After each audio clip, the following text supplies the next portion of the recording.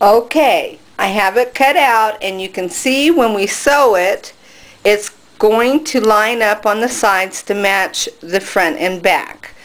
Now, when I originally decided to make these videos, I had planned on making one chair cover and some pillows.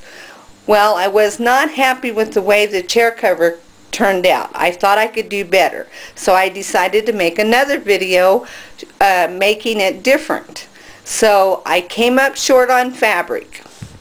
Okay, so I had to piece this together. Now, it's pretty close, as you can see, but I had to piece it together. And that's the problem with pattern repeats, and if you don't cut them out properly. Like I said, I'd already cut on this, so I didn't have much choice. But it worked out okay. Anyway, if you're a beginner, don't use pattern repeats. So we have the front and back cut out. Now, if you're working with regular fabric where you don't have to worry about a repeat, instead of cutting it out the way I did here, all in one piece, you can either do it that way or have it on the fold like we did the first cut. Basically, you want to cut two of the first cut that we cut. That is the front and the back. Okay, the next thing we're going to do is cut out the lining. Okay, you can see here where I cut two out. I cut one the first time and cut it out, and then I laid it over the top and cut the other. So there's two pieces here that have a fold. And if you can see, here's one fold, there's two folds. But you don't cut them two out at the same time. You do one and then the other. But I just laid it on top of there to show you what it looked like. Okay, what you have is two or one front and one back of fabric, one front and one back of lining. Okay, so we are going to set this aside, and then we're going to cut out a piece. I decided to use muslin, and I'm cutting out a piece 11 by 24, and I'm going on this one to cut out two of them. Now I already have this laid out. I just need to cut through here. So this is going to be our panel for our lettering, and I am going to double it because it's kind of thin. So, and then I'm going to cut a piece of interfacing because it's really easy to hem them that way. So I'll show you how we're going to do that. But we need to get the fabric stamped so it'll be drying while we're sewing the other parts, and then maybe it'll be dry and we can finish it. Okay, now you want to mark the center of your lettering fabric. So here's center. I marked it. Now I've already set up my block with the lettering on it, and I'm going to paint this with that paint. I'm just using the spout of the paint and painting on here, and just trying not to get too much paint on there. After a few stampings on a practice piece, I did it on the fabric that I'm going to use, and the important thing that I learned on this is I've never done stamping before. But on the smaller letters you have to be very careful not to get too much paint on there. Okay, we have it on there, and it turned out fairly nice. The smaller letters are harder to apply, and they're also harder to clean. So as soon as you're finished stamping, clean them immediately. So now we're going to set this aside and let it dry, and we're going to start sewing the chair topper together. We're going to start with the lining and sew it, measure it to the chair, and then we'll sew the chair topper itself. Okay, you can see here where the chair cover lining fits the chair fairly good. So what we're going to do is, on the first one that I made out of burlap, and it was very ravelly. So I had you sew it differently. But this one, it is not ravelly, so we are going back and tear all of this out here. From we're going to tear it out from here at the end where the corner is all the way across the top. Now the only reason I had you sew this, and you want to sew it on a large stitch, the only reason I had you sew it that way is so you can fit it to the chair and make sure the pattern's going to fit.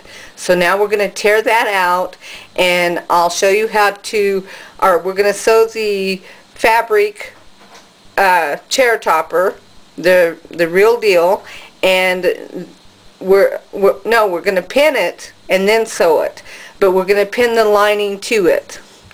So we want to leave the side seams on and tear out the top, basically. I'll show you how to do that. Okay, this is a correction on the video on once you cut it out, be sure and mark on your fabric an opening for the sash. So you mark on there how, you have to decide how big you want yours. So I'm just adding this in here, and when we put these pieces together, all of the lining and the fabric, when we sew at the machine, we sew from here to here, leave this open, and sew from here to here on all 4 pieces when we sew it. But before we sew it, we have to put that sash in here, and you want it in between the right sides of the fabric. So you open the opening till you find the separation between the right sides, and you stick it in this way toward the back center of your chair cover.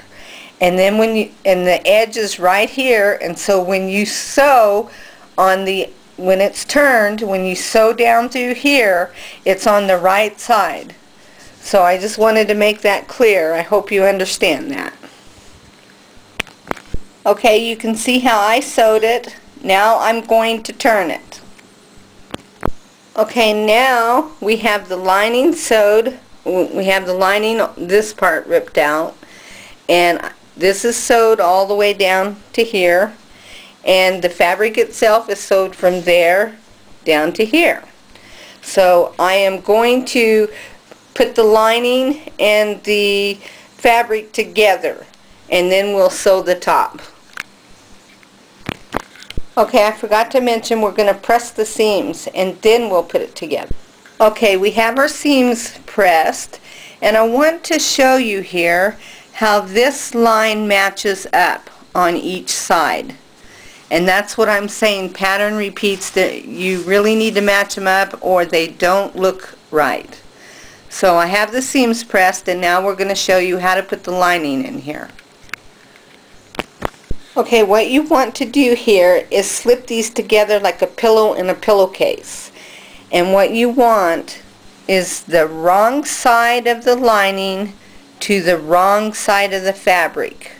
And you pin these 2 seams together.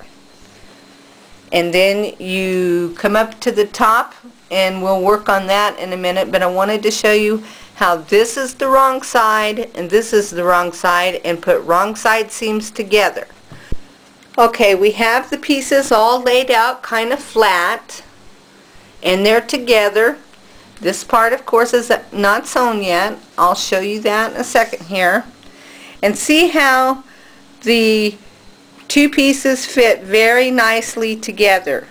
Now, it's very important when you sew these to make the side seams exactly the same on the fabric and the lining. So when you sew the lining, make sure you sew the fabric the same width.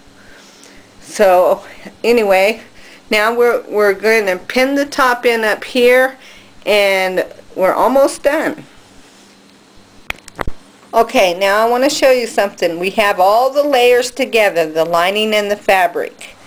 And right here is a little tricky. What we're going to do is we're going to sew like this and come down like this and kind of taper it just right. We're going to, let's do this again. We're going to come through here